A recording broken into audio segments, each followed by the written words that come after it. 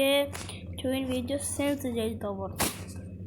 بریم سراغ لایک و صحاب هم فراموش نشه. بریم نگاه کنید چجوری میخوره.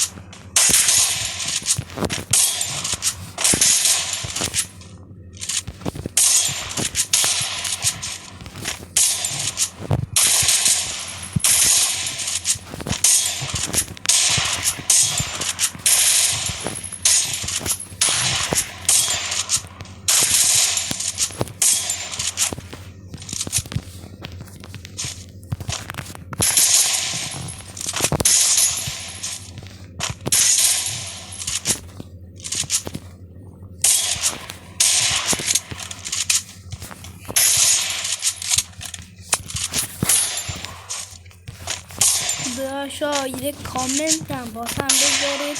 همه کامنت ها رو میخورم. هر ویدیوی میخواستید تو کامنت ها بذارید، من براتون میذارم. عشق ایرانیا.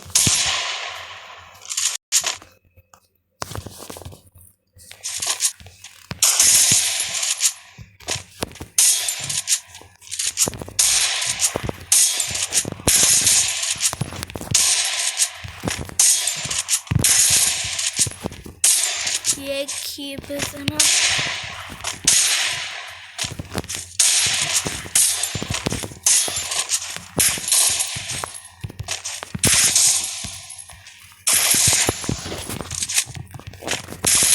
بچه ها کانال ایچ بچه ها یه دیزرت به شما میزنم. بریم دیگه سراغ سنس. یکی دیگه هم بزنم.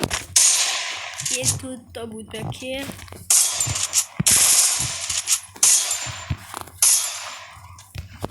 تیر آخری هم بهش قسم دادم. بریم سراغ سنس. Let's go. اینم از سنس رو بزنید. برید اشغال. لایک و فالو هم یادتون نره. دمتون گرم. هر کامنتی هم بذارید من میخونم. خدا حافظ.